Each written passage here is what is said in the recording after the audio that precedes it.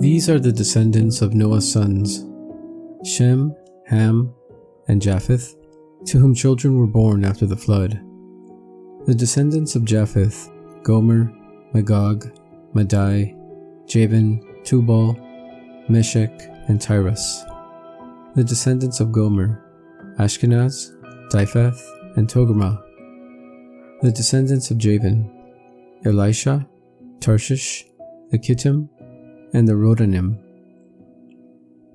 From these branched out the maritime nations. These are the descendants of Japheth by their lands, each with its own language, according to their clans by their nations. The descendants of Ham, Cush, Mizraim, Put, and Canaan. The descendants of Cush, Seba, Havilah, Sabta, Rama, and Sabteka. The descendants of Rama, Sheba and Dedan. Cush became the father of Nimrod, who was the first to become a mighty warrior on earth. He was a mighty hunter in the eyes of the Lord, hence the saying, like Nimrod, a mighty hunter in the eyes of the Lord. His kingdom originated in Babylon, Erech and Akkad, all of them in the land of Shinar.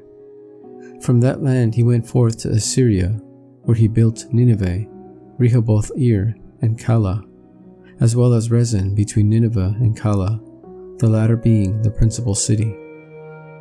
Mizraim became the father of the Ludim, the Anamim, the Lehabim, the Nuftahim, the Pashusim, the Kazluhim, and the Katorim, for whom the Philistines came. Canaan became the father of Sidon, his firstborn, and of Heth, also of the Jezebites, the Amorites, the Gershites, the Hivites, the Archites, the Sinites, the Ardavites, the Semarites, and the Hamathites. Afterwards, the clans of the Canaanites spread out, so that the Canaanite borders extended from Sidon all the way to Gerar, near Gaza, and all the way to Sodom, Gomorrah, Admah, and Zeboim, near Lasha. These are the descendants of Ham, according to their clans, according to their languages, by their lands, by their nations. To Shem also, Japheth's oldest brother, and the ancestor of all the children of Eber, children were born. The descendants of Shem, Elam, Ashur, Arshpath, Lud, and Aram. The descendants of Aram, Uz, Hul, Gether, and Mash. Arphaxad became the father of Shelah, and Shelah became the father of Eber.